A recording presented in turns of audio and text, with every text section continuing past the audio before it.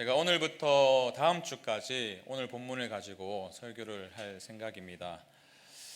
작년 말에 올 한 해 우리 교회가 함께 붙들어야 될 말씀을 위해서 기도했어요.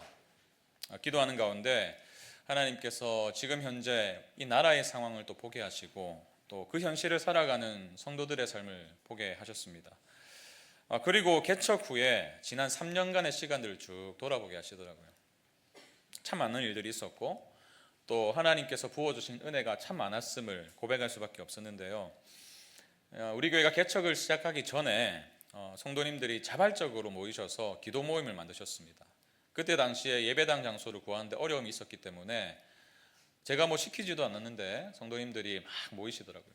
그래서 정기적으로 기도 모임을 갖고 또 개척이 임박해 왔을 때부터 매일매일 카톡으로 기도문을 짧게 작성해서 함께 기도하자고 요청도 드리고 뿐만 아니라 8차례나 되는 거의 2달이죠. 함께 지어져가는 기도회 이미 이름으로 많은 성도님들이 모이셔서 정말 그때 우리 교회가 준비되어가는 상황 위해서 교육자들을 하나님 보내주십시오. 그리고 우리 교회가 정말 건강한 교회가 되길 원합니다. 이런 기도 제목 붙들고 그 기도했던 순간들이 막 생각이 나는 거예요. 그 순간들을 생각하고 돌아보니까 정말 마음이 다시 뜨거워졌습니다. 하나님께서 그 모든 기도에 신실하게 응답해 주셨음을 제가 발견했거든요. 그리고 동시에 우리 교회가 2025년 정말 집중해서 붙들어야 될 그것이 무엇인지 깨닫게 되었어요. 그러면서 시편 71편 14절의 말씀이 떠올랐습니다. 우리에게 주신 말씀이죠. 나는 항상 소망을 품고 주를 더욱더욱 찬송하리이다. 지난주에 우리가 시편 71편 전체를 다루었지만 이 한 구절, 이 14절 한 구절에 사실 시편 71편의 모든 내용이 함축되어 있습니다. 견디기 힘든 현실을 살았지만 그럼에도 불구하고 하나님 앞으로 나아가서 기도했고 하나님을 기억했고 하나님이 행하실 일들을 기대했던 이 시편 기자의 마음이 너무나도 잘 정리된 말씀이죠. 그래서 이 말씀을 묵상하면서 올 한 해 우리 교회가 정말 이 3가지 길을 붙들어야겠다. 지난주에 제가 말씀을 전했죠. 연말에 시험 치기로 했는데 기억하시나요? 첫 번째 뭐였죠? 기도하라, 기억하라, 기대하라. 연말에 시험 칩니다. 기도하라, 기억하라, 기대하라. 그리고 이 3가지를 한 가지로 응축시켜 보니까 딱 한 가지가 나옵니다. 기도가 그것이더라고요. 그래서 하나님께서 2025년 한 해 우리 교회에 정말 기대하시는 게 무엇인가? 기도라는 것을 제가 확신하게 되었어요. 그러다 보니 이런 기도를 하게 되었습니다. 하나님, 올 한 해 우리 교회가 기도하는 교회가 되기 위해서 어떻게 해야 됩니까? 참 감사한 것은요, 하나님께서 작은 자의 신음에도 응답하시는 하나님이심을 또 경험했어요. 하나님께서 한 책을 통해서 이 기도에 응답해 주셨는데요. 이 책입니다. 이 폴 밀러라는 목사님이 쓰신 우리 교회는 기도합니다. 이 책이 정말 좋은 책이라서 여러분께 꼭 추천드리고 싶고, 여러분 올 한 해 이 책을 한 200페이지가 넘는 300페이지가 넘는 책이지만 올 한 해 목표로 삼으시고 이 책을 한번 쭉 읽어보셨으면 좋겠어요. 사실 제가 이 책을 작년에 구입을 했습니다. 그리고 언젠가 내가 읽어야겠다 이렇게 묵혀두었던 책인데 이 책을 생각나게 하시고 또 읽어보게 하셨어요. 그리고 책을 읽다 보니까 거의 하루 만에 다 읽었습니다. 이 책의 저자가 들려주는 이야기와 또 기도에 대한 마음이 마치 하나님께서 저에게 주시는 선물처럼 느껴졌기 때문에 그냥 술술 익히더라고요. 책을 읽다가 하나님 앞에 잠시 멈추고 눈물 흘리면서 회개도 하고 기도도 하고 또 정말 우리 교회가 기도하는 교회가 되었으면 좋겠습니다. 이런 기도도 나오고 그리고 그렇게 만들어 가실 그 하나님이 기대가 되어서 정말 가슴이 뛰었습니다. 그래서 모든 교육자들에게 책을 선물했어요. 목사님들도 이제 책을 쭉 훑어보시더니 너무 기대가 됩니다, 목사님. 이런 말을 하면서 이 한 챕터씩 우리가 좀 나누었으면 좋겠습니다. 다른 분들은 그 제안을 하신 분만 막 기뻐가지고 이러는데 다른 분들은 이렇게 해야 되나 이런 반응을 보였지만 어쨌든 마음이 통하고 이 같은 기대를 품고 우리 모든 교육자들이 함께 나아가고 있다는 사실이 너무 감사하더라고요. 그리고 그런 마음이 이제 꿈으로 제게 꿈으로 다가오면서 정말 올 한 해 정말 하나님이 우리 교회를 정말 기도하는 교회로 만드시겠구나 이런 기대감이 들었습니다. 사실 제가 이 책을 구입한 건요, 책을 소개하는 글에서 본 한 가지 질문 때문이었습니다. 이런 질문을 던지는 거예요. 마지막으로 교회가 함께 기도한 것이 언제인가? 마지막으로 교회가 함께 기도한 것이 언제인가? 그러면서 우리 교회 상황을 대입해 보았습니다. 우리 교회는 아시다시피 수요 기도회가 있습니다. 그리고 다락방도 있어서 정말 우리 성도님들이 함께 모여서 기도하는 교회 아니겠습니까? 그래서 우리 교회는 기도하는 교회인 것 같은데 이런 생각이 들더라고요. 근데 내용을 보니까 그 정도의 기도를 말하는 것이 아니라는 사실을 제가 알게 되었어요. 책에서 말하는 함께 기도하는 이 기도가요, 기도회와 같은 그런 어떤 형식을 말하는 게 아니라 좀 더 본질적인 면을 지금 말하고 있는 것이더라고요. 사실 우리 교회, 한국 교회 역사를 돌아보면 함께 기도하는 이 공동체적인 기도와 또 회개 운동을 통해서 하나님께서 놀라운 부흥을 허락하셨습니다. 그러나 오늘날에 이르러서는 이 함께 기도하는 것이 점점 퇴색되고 있어요. 큰 교회를 가도요, 대형 교회를 가도요, 수요 기도에 얼마 나오지 않습니다. 왜 이렇게 되었을까요? 왜 이런 함께 기도하는 문화가 약화되고 있을까? 이분의 분석인데요, 교회가 본질을 잃어버렸기 때문이다, 이런 말을 합니다. 그 본질은 다름 아니라 교회의 중심이 성령 하나님이 되셔야 되는데, 그리고 그분이 교회를 움직이는 주체이고 동력이라는 사실, 이것이 교회의 본질인데 이것을 놓쳤다는 거죠. 그렇기 때문에 교회의 기도가 사라진다는 것은 무엇을 반증하는가? 교회가 성령님께 관심을 기울이지 않고 있다는 사실을 반증한다는 거예요. 교회가 성령님을 향한 관심을 잃어갈 때에 그 중심에는 성령 하나님이 아니라 다른 것들이 들어차기 시작하는데, 교회 중심에 목회자가 들어서기 시작하고, 재정이 들어가기 시작하고, 좋은 프로그램이 들어가기 시작하고, 특정한 사역이 들어차기 시작한다는 겁니다. 제가 이런 내용을 보면서 처음 질문을 다시 보게 되었어요. 마지막으로 교회가 함께 기도한 것이 언제인가? 제가 이 질문을 다시 보니까 이렇게 들리더라고요. 기쁨이 되는 교회는 성령 하나님이 계셔야 될 자리에 다른 것이 들어서 있지는 않은가? 마지막으로 모든 성도들이 함께 교회 중심에 계신 성령 하나님을 전심으로 의지해서 기도한 적이 언제인가? 그렇다면 왜 이 책이 우리에게 기도를 하고 있는지, 왜 함께 기도한 적이 언제인지를 묻고 있습니까? 다른 말로, 왜 이 시대의 교회는 점점 기도를 잃어버리고 있습니까? 우리는 왜 기도하기에 앞서서 무언가를 계획하기를 서두를까요? 우리는 왜 기도하지 않고 중요한 결정과 판단을 내리며 살아갈까요? 제가 살펴보니까 여기에는 크게 두 가지 이유가 있더라고요. 그 한 가지는 세속주의의 영향입니다. 세속주의가 뭡니까?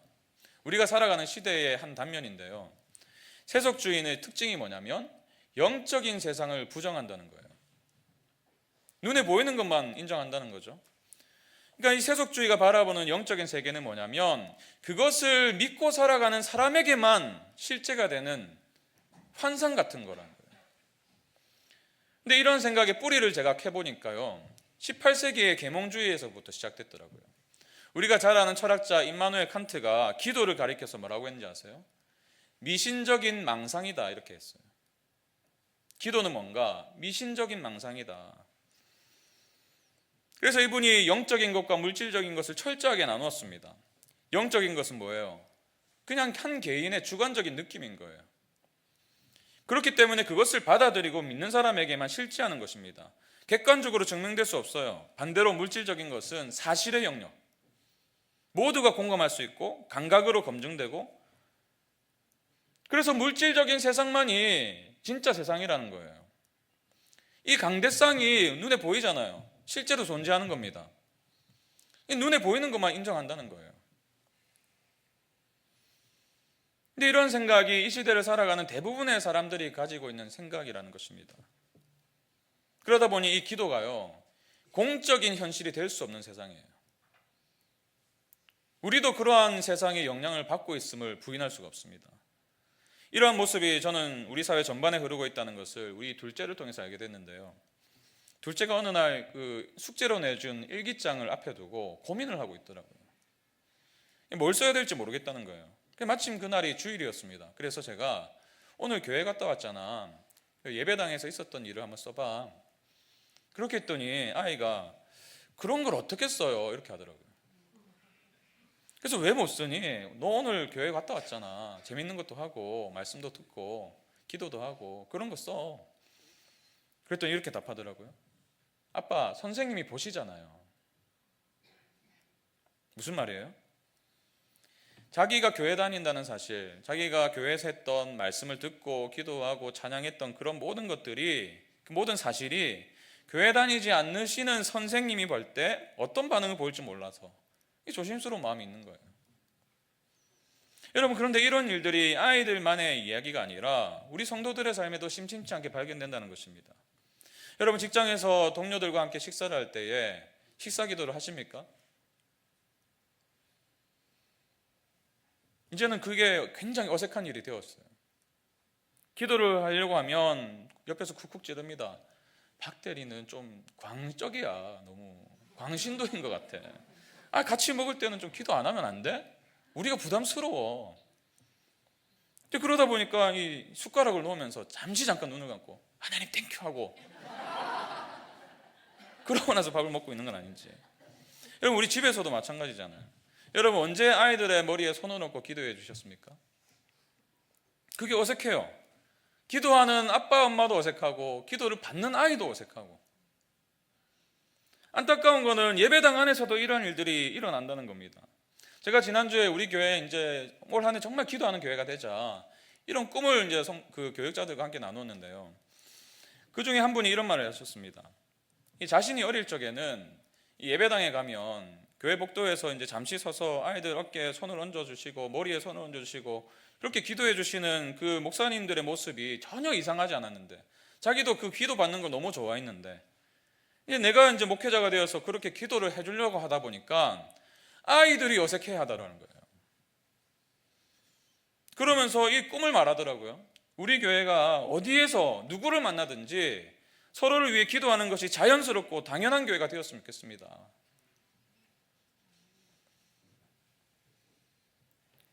그런가 하면 이 우리의 마음에 또 다른 기도를 방해하는 요소가 있는데 냉소예요, 냉소. 무슨 말이에요? 기도를 해도 소용이 없다는 그 강력한 믿음이 있습니다. 왜 그럴까요? 제가 어디서 본 기억이 있는데 교회 안에서 횡행하는 한 가지 거짓말이 있대요. 뭘까요? 잘 아시네요. 기도해 줄게요, 집사님. 제가 기도하겠습니다. 이게 거짓말이래요. 교회에서 횡행하는. 얼마나 슬픈 농담이에요. 여러분, 왜 이런 농담이 교회 안에서 회자되는 것입니까? 기도를 한다고 하면서 실제로 안 한다는 거예요. 왜 우리는 기도한다는 말이 거짓말처럼 느껴지도록 기도하지 않는 것입니까? 기도해봤자 별로 달라질 게 없다는 그런 생각이 있기 때문입니다. 내가 정말 기도를 했는데 응답되지 않은 일들이 있다는 거예요. 하나님께 실망했다는 겁니다. 그러다 보니까 이 기도하고 응답이 된 것도 이런 생각이 드는 거예요. 뭐 시간이 지나서 자연스럽게 이루어진 일 아닌가? 어차피 이루어질 아니었나? 이 일이? 하나님께 기도하지 않아도 내가 살아가지고 또 사라지고 생활도 되고 그러니 뭐 꼭 기도할 필요가 있겠습니까? 여러분, 또 기도로 하는 일을요 돈으로도 충분히 할 수 있어요. 돈이 더 빠른 것 같아요. 시간도 덜 걸리는 것 같아요. 기도하는 것보다. 뭐 이런 경험이 쌓이면요 어느새 우리의 마음에 이 냉소가 자리 잡게 됩니다. 여러분 어떠세요? 마지막으로 기도한 적이 언제입니까? 여러분의 가정은 어떻습니까? 마지막으로 아이들과 함께 기도한 적이 언제입니까? 우리 교회는 어떨까요? 우리가 정말 한 마음으로 함께 기도한 것이 언제입니까? 제가 이런 질문을 안고 본문을 묵상하니까 성경은요 세속주의가 말하듯이 영적인 세계와 물질적인 세상을 구분하지 않더라고요. 모든 것이 하나님의 세계라고 말하더라고요. 오히려 하나님의 세상이 보다 눈에 보이는 것보다 훨씬 더 구체적이고 실제라고 말하고 있더라고요. 여러분, 우리에게 필요한 것은요 냉소주의가 아닙니다. 신뢰와 인내라는 사실을 성경이 말하고 있어요. 하나님은 우리의 기도를 들으시는 분이시고 응답하시는 분이라고 말하고 있더라고요. 오늘 본문을 보니까요 특별히 우리가 왜 기도해야 되는가에 대한 질문에 대한 답을 우리에게 주고 있습니다. 여러분, 우리가 묵상하고 있는 에베소서는 크게 두 부분으로 나뉘어져 있어요. 1장부터 3장까지가 한 파트고 4장부터 6장까지가 한 부분이에요. 1장부터 3장의 내용을 보시면요, 복음이 무엇인지 말하고 있습니다. 어떻게 이방인이었던 에베소 성도들이 복음으로 주님 앞으로 나올 수 있게 되었는가, 어떻게 하나님께서 유대인과 이방인 사이에 막힌 담을 허물어 주셨는가, 그 복음의 원리를 말하고 있어요. 그런가 하면 4장부터 6장은요, 그 복음을 믿는 자들이 어떻게 살아야 될지를 말하고 있습니다. 삶의 지침을 말하고 있는 거예요. 그리고 오늘 우리가 읽은 이 본문 3장 14절에서 21절의 말씀이 뭡니까? 1장부터 3장과 4장부터 6장 이 두 부분을 연결해 주는 다리예요. 근데 오늘 본문이 뭐죠? 바울의 기도입니다. 무슨 말인가요? 우리가 복음에 합당한 삶을 살아가기 위해서, 우리가 예수 믿는 자답게 살기 위해서 반드시 필요한 전제가 있는데 그것이 기도라는 사실이에요. 좋은 성도가 되는 방법, 좋은 교회가 세워지는 방법, 그 기초가 바로 기도라고 말하고 있는 것입니다. 여러분, 기도는 무엇입니까? 허상이 아니에요.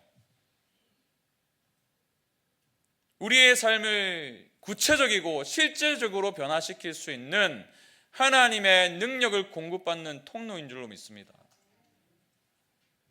우리가 기도할 때에 성령 하나님께서 동력이 되어주셔서 우리의 삶을 능히 변화시키시고 우리 교회를 건강하게 세워가시는 거예요. 여러분, 우리는 우리의 결심으로, 우리의 의지로 하나님의 말씀대로 살아갈 수가 없는 존재들입니다. 우리의 능력으로 변화될 수 없어요. 우리의 무능력과 한계를 인정하고 하나님을 의존할 수밖에 없습니다. 그리고 그 의존이 바로 기도라고 말하고 있는 거예요. 그래서 바울이 이 구체적인 지침을 4장부터 6장까지 나오는 이 삶의 구체적인 지침을 말하기에 앞서서 하나님 아버지께 무릎 꿇고 기도한다고 고백하는 거예요. 3장 14절 세 번역으로 보세요. 그러므로 나는 아버지께 무릎을 꿇고 빕니다. 여기서 나온 그러므로는요, 1장부터 3장까지 모든 내용을 다 종합하는 거예요. 하나님께서 은혜 가운데 우리를 살리셨으니 그러므로 그에 합당한 삶을 살기 위해서 나는 아버지께 무릎을 꿇습니다. 여러분, 기도는 무엇입니까? 기도는 의존입니다. 나에게 능력이 없음을 인정하고 하나님의 능력을 의지하는 거예요. 근데 여러분, 우리의 삶을 돌아보세요. 우리는 본능적으로 의존을 싫어합니다. 우리가 얼마나 무력한 존재라는 사실을 받아들이기 어려워해요. 저도 그렇더라고요. 저도 본문을 묵상하면서 가만히 저의 마음을 돌아보니까 저 깊은 바닥에 하나님, 저는 여전히 능력 있는 목사가 되고 싶어요. 막 설교 한 번 하면요, 막 저 뒤에서부터 막 회개의 물결이 확 일어나가지고 눈물이 막 펑펑 쏟아지고 말을 하고 있는데 막 저기서 막 꼬꾸라지고 막 이런, 손만 대면 막 병이 났고 막 그런 마음이 은근히 있더라고요. 제 마음에 저의 능력 없음을 인정하기 싫은 거예요. 능력 많은 목사가 되고 싶습니다. 내가 얼마나 똑똑한 사람인지, 얼마나 능력 많은 사람인지 뭐 성도들이 좀 알아줬으면 좋겠고, 자녀들 양육할 때도 그렇더라고요. 제가 얼마나 저의 능력을 의존하고 있는가 다시 한 번 더 돌아보게 되었습니다. 제가 굉장히 목소리가 큰 사람이에요. 아이들을 단번에 제압할 수 있는 방법이 있습니다. 큰 소리 치는 거예요. 그러면요, 아이들이 단번에 제압이 돼요. 아이들을 양육할 때도 여전히 제 능력을 의존하고 있는 거예요. 제 방법을 신뢰하고 있는 겁니다. 어쩔 때는 그게 안 되면 이제 사탕 발린 말로, 야, 내가 이거 해주면, 네가 뭐 하면 내가 이거 해줄게. 사실 우리가 우리의 삶의 한계를 매번 경험하면서도 우리는 사실 이 한계를 인정하기 싫은 거예요. 매 순간 그 한계를 직면하면서도 내가 가진 무언가를 여전히 의존하려고 하고 내 능력을 신뢰하려고 하고. 근데 여러분, 하나님은요, 무엇을 원하시냐면 내가 얼마나 무능력한 존재이고 그것을 인정하고 빈손으로 나아가길 원하세요. 나는 아무것도 가진 게 없습니다, 하나님. 그걸 원하시는데 우리는 언제나 하나님께 나아가기 전에 무능력한 내 모습을 좀 감추고 싶고, 내가 좀 뭔가 좀 이런 것들을 좀 들고 나가고 싶고. 근데 여러분, 우리의 신앙의 선배들은요, 기도의 중요성을 강조하면서 언제나 이 자신의 무능력함을 전제하고 있습니다. 기도의 전제가 바로 나의 무능력을 인정하는 거란 말이에요. 오 할레스비라는 분이 이런 말을 했어요. 우리에게 굉장히 중요한 기도의 모델을 하나님이 주셨는데 그것이 무엇인가? 가나의 혼인잔치가 열렸을 때에 마리아가 예수님께 했던 그 요청, 그것이 우리의 기도의 모델이 되어야 된다, 이렇게 주장을 합니다. 그 요청이 뭐였어요? 저들에게 포도주가 없습니다. 능력이 없다는 거예요. 무능력한 존재라는 겁니다. 그래서 예수님께 나아갔던 거예요. 그게 기도라는 것입니다. 토마스 머튼이라는 분도 이런 말을 남겼어요. 기도는 우리의 실상의 표출이다. 우리가 누구인지를 드러내는 것이다. 근데 우리는 누구인가? 우리는 살아있는 부족함이고 결핍이다. 우리가 누구라고요? 살아있는 부족함이고 결핍이다. 여러분 싫으시죠? 이런 말 들으니까. 내가 부족한 사람이야? 내가 결핍이 많은 사람이야? 근데 여러분, 이런 것들을 인정할 때 우리는 비로소 기도의 자리로 나아갈 수가 있어요. 오늘 본문을 통해서도 이 사실을 발견하게 됩니다. 여러분, 사도 바울이 누구예요? 당대 최고의 교육을 받은 엘리트 중에 엘리트였어요. 그리고 그 당시에 헬라 문화를 섭렵한 학자였습니다. 손수건만 갖다 대어도 병이 낫는 능력의 사람이었어요. 교회를 개척하고 부흥을 일으키고 성도들이 막 쏟아져 들어오고 굉장히 능력 있는 유능한 목사였습니다. 그런데 그 자신을 어떻게 인지하고 있습니까? 에베소서 3장 8절 보십시오. 모든 성도 중에 지극히 작은 자보다 더 작은 나에게 자신이 나는 이 정도의 능력이 있고 이 정도의 어떤 교회를 개척했고 그런 것을 내세우지 않고 오히려 모든 성도 중에 지극히 작은 자보다 더 작은 나에게 자신의 능력 없음을 고백합니다. 여러분, 그래서 바울이 기도했던 거예요. 내가 얼마나 연약하고 무능력한 존재인지 정확하게 인식하고 있었기 때문에 그는 하나님을 의존할 수밖에 없었던 것입니다. 여러분, 우리 주님도 마찬가지잖아요. 예수님이 누구십니까? 삼위 하나님이세요. 성부 하나님의 아들, 성자 하나님이세요. 어떻게 보면 기도할 필요가 없는 분이십니다. 그러나 주님은 종종 이렇게 말씀하셨어요. 요한복음 5장 19절 보세요. 아들이 아버지께서 하시는 일을 보지 않고는 아무것도 스스로 할 수 없나니. 30절도 보십시오. 내가 아무것도 스스로 할 수 없노라. 하나님 아버지의 능력이 아니면 내가 아무것도 스스로 할 수 없다. 여러분, 그래서 주님이 얼마나 많이 기도하셨습니까? 12제자를 세우는 그 막중한 임무 앞에서 밤이 새도록 기도하셨어요. 바쁜 일상을 살아가셨습니다. 우리보다 더 바쁜 삶을 살아가셨어요. 그러나 아침마다 한적한 곳으로 나아가셔서 기도하셨어요. 주님이 기도하셨다면, 주님이 자신의 무능력을 인정하시고 하나님을 의존하셨다면 저와 여러분은 어떠해야겠습니까? 여러분, 만약에 우리가 기도하지 않고 있다면 여전히 우리는 내가 가진 다른 무언가를 의존하고 있다는 것을 반증합니다. 돈이 될 수도 있어요. 한 번도 어려운 상황을 경제적으로 경험하지 못하신 성도들도 계실 수 있을 것 같아요. 기도하지 않습니다. 돈에 대해서는 돈 걱정 없다는 거예요. 통장의 잔고가 편안합니다. 그 잔고를 볼 때마다. 그것이 재능이 될 수도 있어요. 내가 얼마나 탁월한 사람인데. 시간이 될 수 있어요. 젊음이 될 수도 있어요. 그것만 있으면 된다고 자신하는 겁니다. 여러분, 교회도 마찬가지죠. 우리 교회가 기도하지 않는다면요, 다른 것을 의존하고 있다는 거예요. 변명의 여지가 없습니다. 우리는요, 굉장히 계산에 빠릅니다. 우리 교회 성도수가 작년 성도수가 한 300명쯤 되니까 보자, 헌금이 보자. 얼마 정도 이제 재정이 확보가 되겠구나. 뭐 안심해도 되겠네. 이번에 뭐 좋은 교육자분들이 두 분이나 오셨으니까 이제 우리 자녀들 뭐 걱정하지 않고 맡겨도 되겠구나. 뭐 적어도 뭐 분당 우리 교회에서 분립한 개척교회라고 하는데 설마 문제가 있겠어? 뭐 담임 목사도 젊은데 뭐라도 하시겠지. 이런 생각 가질 수 있는 거예요. 근데 여러분, 이러한 생각을 가지시는 건 좋은데요, 그러한 생각이 여러분이 기도의 자리로 나아가는 것을 방해한다면, 다른 말로 기도보다 그것을 더 의존하고 계시다면 우리의 교회는 결국에는 수년이 흘러서 쇠락하게 될지도 모릅니다.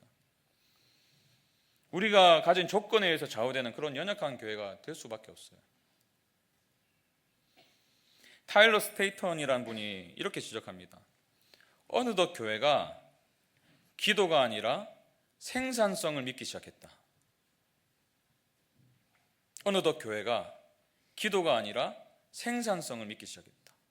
얼마나 탄탄한 프로그램이 있는지, 얼마나 재정이 확보되어 있는지, 얼마나 훈련 시스템이 잘 갖춰져 있는지, 얼마나 그 교회 찬양팀이 전국적으로 유명한 찬양팀이 있는지, 뭐 이러한 것들이 교회의 성공을 보장한다고 믿기 시작했다는 거예요.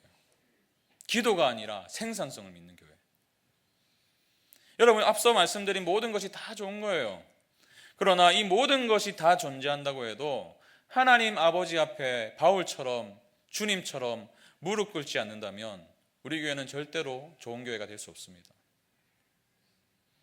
제가 앞서 소개해드린 이 책, 폴 밀러의 책을 보면요, 많은 교회들이 한 가지 오류를 안고 살아가는데 그 오류가 무엇인가? 기도를 사역의 하나로 치부한다는 거예요. 그러니까 이런 인식이 있는 거예요. 기도는 중보기도 부원들만 하는 거야. 우리 교회도 많은 성도님들이 중보기도 사역에 동참하고 계세요. 너무나 감사한 일입니다.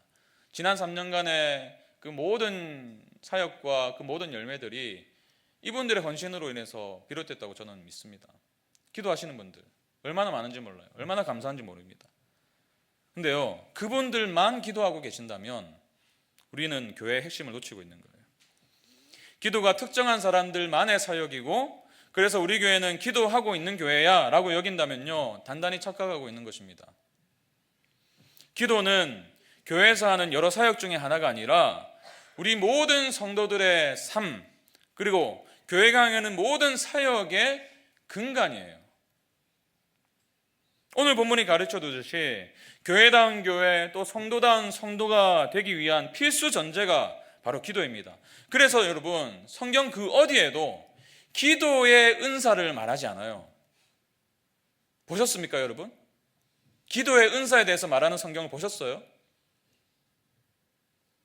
은사는 각 사람에게 주시는 하나님의 선물이에요. 고유한 선물입니다. 그런데요, 기도를 가리켜서 은사다라고 말하지 않더라고요. 왜 그럴까요? 우리 모두의 필수이기 때문이에요. 그래서 주님도 제자들에게 기도를 가르치셨습니다. 시험에 들지 않게 깨어 기도하라. 주기도문도 가르쳐 주시고, 사도 바울 역시 모든 성도를 향해 이렇게 말합니다. 쉬지 말고 기도하라. 데살로니가 5장 17절 보세요. 쉬지 말고 기도하라. 이 말씀이 중보기도 대원들에게만 향한 말씀입니까? 목회자들만 향한 말씀입니까? 아니에요. 온 교회를 향한 말씀이에요. 데살로니가 교회 전체를 향해서 말하고 있는 명령입니다. 쉬지 말고 기도하라. 또 모든 일에 기도하라고 말해요. 빌립보서 4장 6절.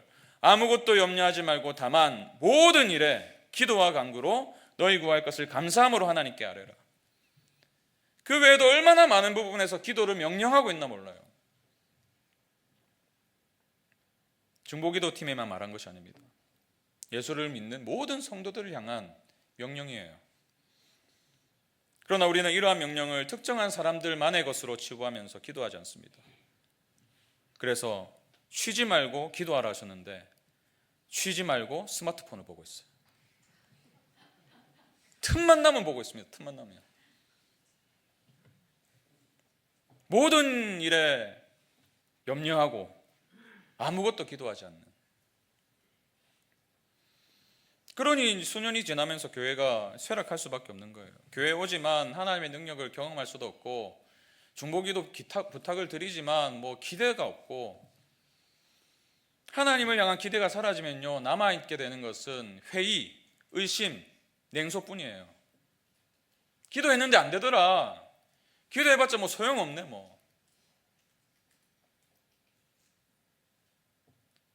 이분이 다른 책을 또 쓰셨는데요, 일상기도라는 책을 또 쓰셨어요. 이 책에서 보니까 이 시편 23편을 예로 들면서 우리 안에서 이러한 하나님을 향한 기도가 사라질 때, 하나님을 향한 기대가 사라질 때 어떠한 일이 일어나는가, 이 시편 23편을 가지고 예를 들고 있습니다. 시편 23편은 우리가 너무나 사랑하는 시편이잖아요. 왜 사랑합니까? 하나님이 우리 인생에 어떤 일을 행하셨는지를 너무나도 선명하게 보여주고 있는 말씀이기 때문에 우리 모두가 사랑하는 말씀이에요. 근데 여기서 하나님이 행하시는 모든 것을 다 빼버렸어요.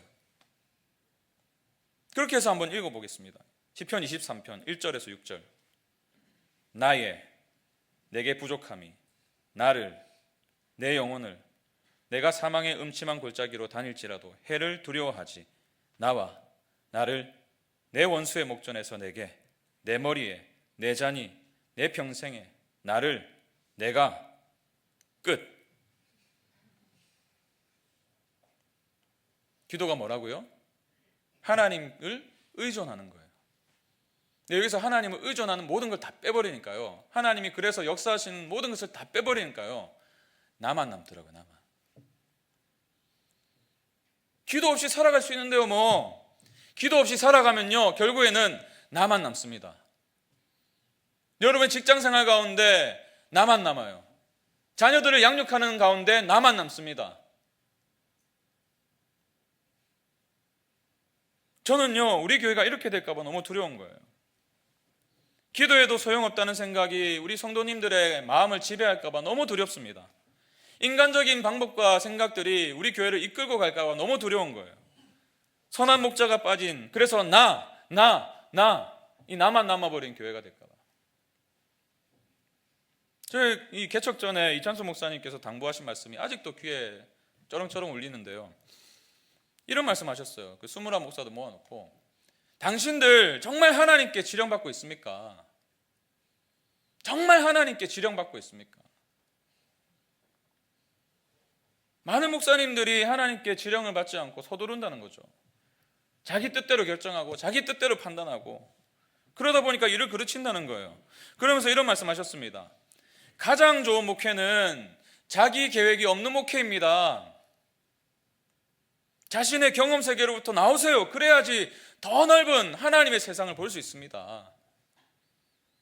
제가 설교를 준비하면서 왜 4년 전에 하신 이 말씀이 떠올랐을까요? 지난 3년 이 개척 이후의 삶을 보니까요, 정말 회개가 되더라고요. 제가 성도들 앞에서 기도한다고 했지만 혹시나 내가 형식적인 기도를 하고 있진 않았나? 교회 중요한 결정 앞에서 주님께서 이 밤을 새도록 기도하셨는데 그 심정으로 내가 기도를 했었나? 정말 하나님께 지령을 받고 있는가? 참 부끄럽습니다. 제가 여러분 앞에서 매 순간 그렇지 못했더라고요. 알량한 저의 경험으로 뭐 이 정도면 내가 판단할 수 있다, 그런 교만으로, 또 과거의 사역에 이루었던 그 영광, 과거의 영광에 취해가지고 이렇게만 하면 된다는 어떤 인간적인 확신으로 얼마나 많은 순간에 제가 기도를 놓쳤는지 몰라요. 정말 눈물 흘리면서 회개가 되더라고요. 그리고 한편으로 너무 감사했습니다. 하나님 감사합니다. 이제라도 깨닫게 해주셨어. 이제라도 깨닫게 해주셨어. 여러분, 기도하는 교회는 기도하라는 명령을 모든 성도들과 나에게 주신 명령으로 믿어요. 그래서 그 중심에 그리스도의 영이신 하나님, 성령 하나님을 모십니다. 그분을 의존해요. 그래서 그 자리를 목사나 재정이나 프로그램이 차지하지 않습니다. 목사도 기도를 엎드리고요, 재정을 어떻게 쓸 것인지 기도하고요, 선교팀도 해외 선교를 언제부터 해야 되는지, 어디로 가야 되는지 먼저 기도하고요, 청소년부 수련회 기획하기 전에 모든 교사들이 모여서 먼저 기도하고요, 아이들을 신방하기 전에 그 아이를 위해서, 그 아이의 영혼과 가정을 위해서 먼저 기도하고요, 찬양팀의 조직이 구성되기 전에 어떻게 하나님께 영광스러운 찬양을 올려드릴 수 있을지 먼저 기도하고요. 찬양대가 어떤 곡을 선택해야 하나님께 영광스러운 찬양을 올려드릴 수 있을까 먼저 기도하고 선곡을 하고. 왜 그럴까요? 왜 그런 교회가 기도하는 교회일까요? 왜 그런 교회가 생명력을 가진 교회일까요? 우리는 무능력한 존재이기 때문이에요. 우리는 우리의 생각처럼 유능하지 않기 때문입니다. 그렇기 때문에 기도하지 않으면 실패할 수밖에 없고, 기도하지 않으면 아무런 능력이 나타나지 않는 거예요. 그래서 그분의 능력을 구할 수밖에 없는 것입니다. 그분이 어떤 분이십니까? 우리가 무릎 꿇고 비는, 기도하는 그 대상이 누구십니까? 오늘 보면 3장 20절 보십시오. 우리 가운데서 역사하시는 능력대로 우리가 구하거나 생각하는 모든 것에 더 넘치도록 능히 하실 이에게. 유진 피터슨이 메시지 성경에서 보다 생생한 언어로 이렇게 번역합니다. 여러분도 알다시피 하나님은 무엇이든지 하실 수 있는 분입니다. 하나님은 여러분이 꿈에서나 상상하고 짐작하고 구할 수 있는 것보다 훨씬 많은 것을 주실 수 있는 분입니다. 오늘 설교의 적용은 딱 한 가지입니다. 기도를 시작하십시오. 기도를 시작하세요. 기도를 잘 모르십니까? 기도를 하시면 배우게 됩니다. 기도가 무엇이라고 했죠? 의존이에요. 이렇게 기도하시면 돼요. 하나님, 아침에 눈을 뜨셨을 때 주님, 오늘 하루 제 능력으로 살아갈 수 없음을 인정합니다. 저는 선한 것도 없고 그 어떤 주님의 말씀에 순종할 수 있는 능력도 없습니다. 그래서 주님 도와주세요. 기도해요. 직장생활 가운데 어떤 프로젝트를 맡으셨습니까? 기획하기에 앞서서 기도하세요.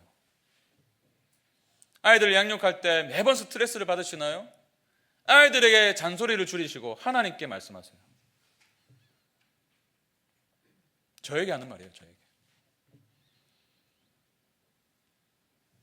누군가의 말처럼 할 수 있는 대로 기도하시고 할 수 없는 방식으로 기도하려고 하지 마세요. 지금까지 기도를 했는데 정말 오래 기도했다고 생각하고 눈을 떴는데 시간이 3분밖에 지나지 않으신 분 계십니까? 그러면요, 오늘 결단하세요. 주님, 하루에 5분은 기도하겠습니다. 그런 분이 막 갑자기 은혜 받으셨다고 제가 당장 내일부터 주님 내가 1시간 기도하겠습니다. 이러면요, 기도 안 하겠다는 말이거든요. 한 번도 기도하지 않으신 분은 1분이라도 눈을 감고 기도해 보세요. 죽을 힘 다해 하나님께 달려가세요. 하나님 아버지 앞에 무릎 꿇으세요. 여러분, 혼자 기도하기 어려우시다면 수요 기도에 나오시기 바랍니다. 제가요, 오늘 이 말씀을 준비하고 또 지난 주간에 계속 이 기도에 대해서 묵상하다 보니까요, 우리 교회가 놓치고 있는 딱 한 가지가 보였어요. 우리 수요 기도회에 평균적으로 한 40분이 나오십니다. 우리 교회 규모에 비해서는 많이 나오시는 거예요. 근데 저는 좀 욕심이 있거든요. 더 많은 분들이 오셨으면 좋겠어요. 그래서 수요 기도회 포맷을, 형식을 좀 바꾸었습니다. 앞으로 수요 기도회 때 사역에 대한 기도도 할 거고요. 그래서 사역 팀원들이 나와가지고 기도 요청을 부탁드리고 같이 기도하고, 또 좀 구상 중인데요, 수요 기도회를 위한 기도 카드를 또 만들고 싶어요. 들어오실 때에 기도 카드, 기도 제목 적어가지고 들고 들어오시는 거죠. 서로를 위해서 그 기도 제목 붙들고 기도해주고, 응답받은 기도 카드 있으면 제출하셔서 그 응답하신 하나님께 찬양 드리고, 그런 기도회를 만들려고 하고 있습니다. 기도회를 위해서 기도하고 있어요. 하나님께서 지혜 주시길. 저는 올 한 해 이 수요 기도회가 폭발적으로 성장했으면 좋겠습니다. 살아났으면 좋겠습니다. 그래서 우리 교회에 굉장히 중요한 동력이 되었으면 좋겠어요. 중심이 되었으면 좋겠어요. 함께 기도하는 기도회. 여러분, 그래서 모든 사역의 중심에 기도가 있는 교회는 절대로 망하지 않을 줄로 믿습니다. 저는 확신해요. 모든 삶의 중심에 기도가 있는 성도는 절대 망하지 않을 줄 믿습니다. 이 책의 상단에 어떤 문구가 있는지 아세요? 함께 기도하는 교회는 결코 죽지 않는다.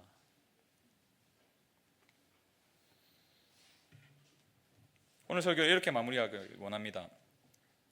지난주에 설교를 준비하는데 우리 교회 한 목사님께서 그저께죠, 찬양 한 곡을 보내주시더라고요. 기도에 대해서 제가 계속해서 이제 마음을 나누다 보니까 그 마음이 통했나 봐요. 이런 곡입니다. 기도를 시작합니다 라는 제목의 찬양이에요. 이 가사가 오늘 메시지와 너무 잘 어울려서,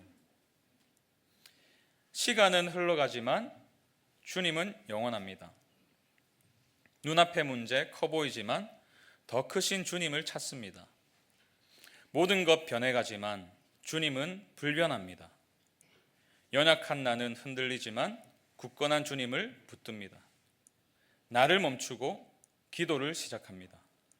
나를 멈추면 주가 시작하시니 완전한 주의 뜻 이루어지도록 주 앞에 나를 드립니다. 저는 이 찬양이 올 한 해 우리 교회 주제가가 되었으면 좋겠어요. 나를 멈추고 기도를 시작합니다. 나를 멈추면 주가 시작하시니. 여러분, 기도는요, 쉽게 말하면 나를 멈추는 거예요. 내 능력, 내가 가진 알량한 무언가, 그것을 멈추는 거예요. 나의 무능력을 인정하는 거죠. 그럴 때에 하나님이 시작하실 줄 믿습니다. 우리가 꿈에서나 상상하고 짐작하고 구할 수 있는 것보다 훨씬 많은 것을 주실 수 있는 그분이 여러분 개개인의 삶, 또 가정, 이 나라, 또 우리 교회 안에 역사하여 주실 줄로 믿습니다. 우리 올 한 해 이런 교회를 만들어 갑시다. 아니, 우리가 만들어가는 것이 아니라 함께 기도할 때에 하나님께서 이루시는 것을 함께 목도하고 오직 한 분이신 하나님께 영광 돌리는 이번 한 해가 되길 간절히 소망합니다. 우리 이 믿음 가지고 이 찬양 한번, 우리의 처음 들으시는 분들도 계실 텐데 우리의 고백으로 좀 삼았으면 좋겠어요. 제가 말미에 소개해드린 찬양인데요, 시간은 흘러가지만 주님은 영원합니다. 제가 먼저 한번 부를 테니까 한번 잘 들어보시고 우리의 마음을 드리면서 믿음으로 고백했으면 좋겠습니다. 시간은 흘러가지만 주님은 영원합니다. 눈앞의 문제 커 보이지만 더 크신 주님을 찾습니다. 모든 것 변해가지만 주님은 불변합니다. 연약한 나는 흔들리지만 굳건한 주님을 붙듭니다. 나를 멈추고 기도를 시작합니다.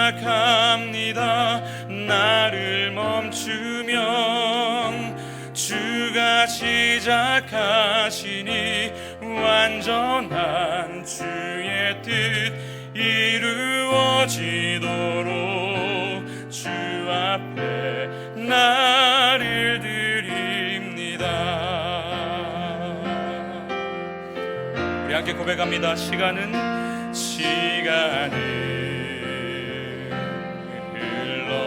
흘러가지만 주님은 영원합니다.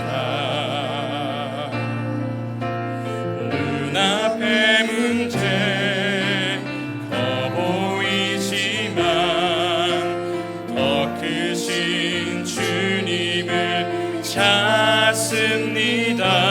모든 것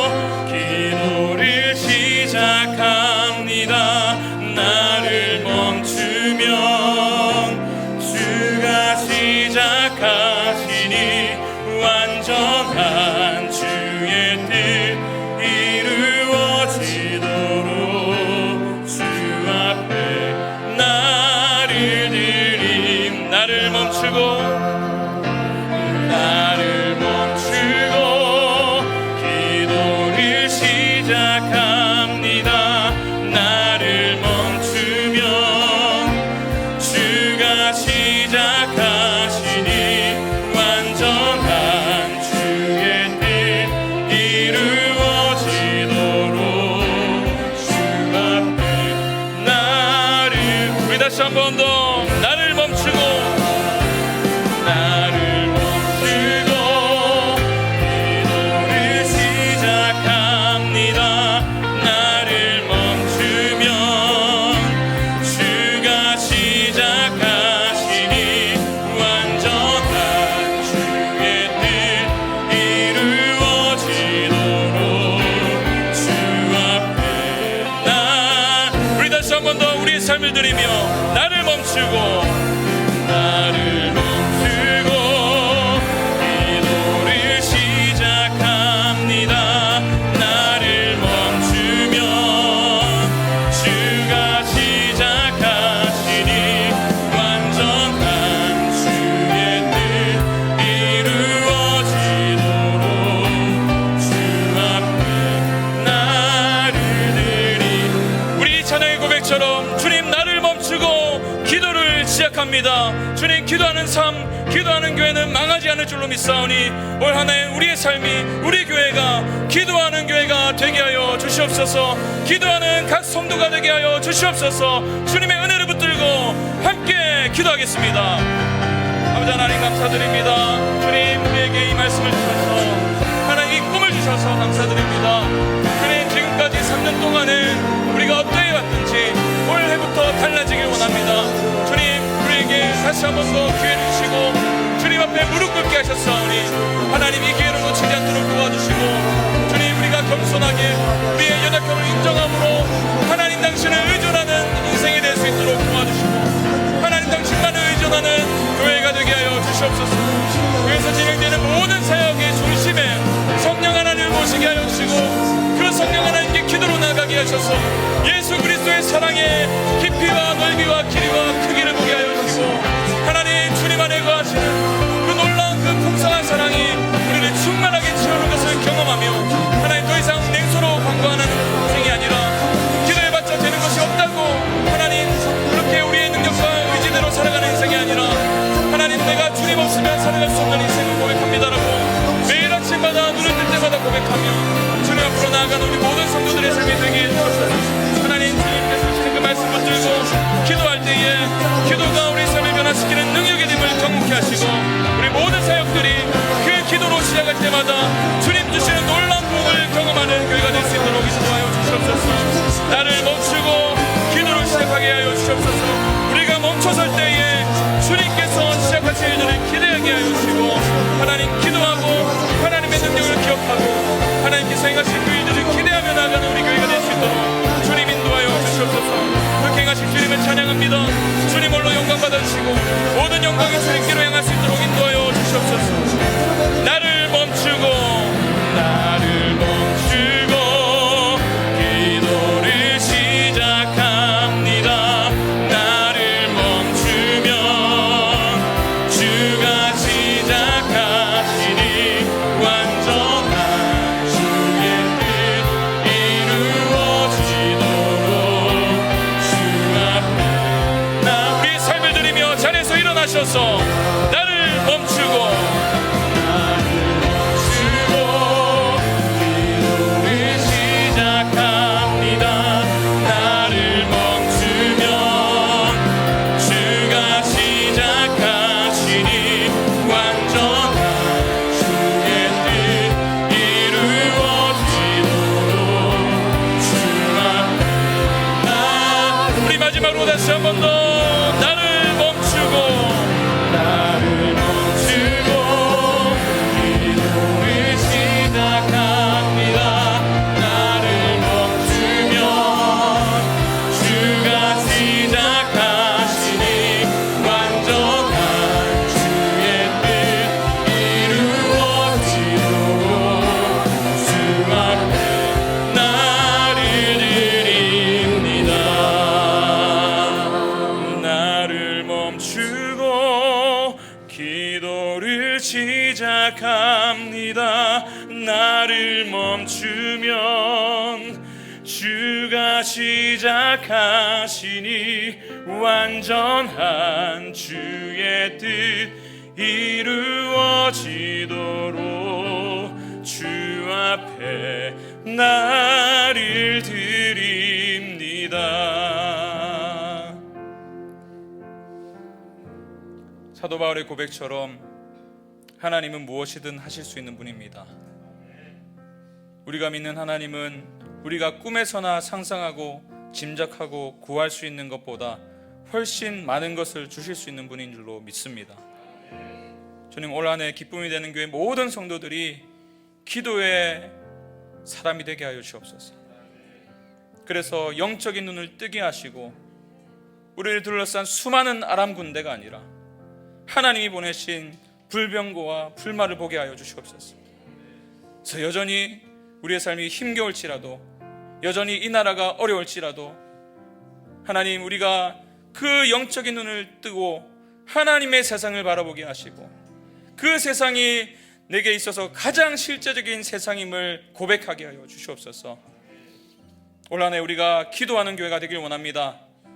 부서로 모일 때, 팀 사역이 이루어질 때 앞서 행하실 그 하나님 앞에 무릎 꿇게 하시고 기도가 우리의 삶의 동력이며 능력이라는 사실을 경험하게 되는 우리 모든 교회와 성도들의 삶이 되게 하여 주시옵소서.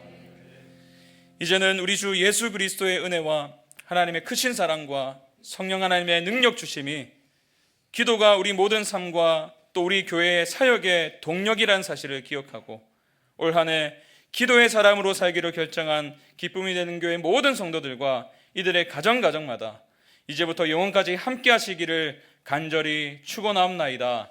아멘.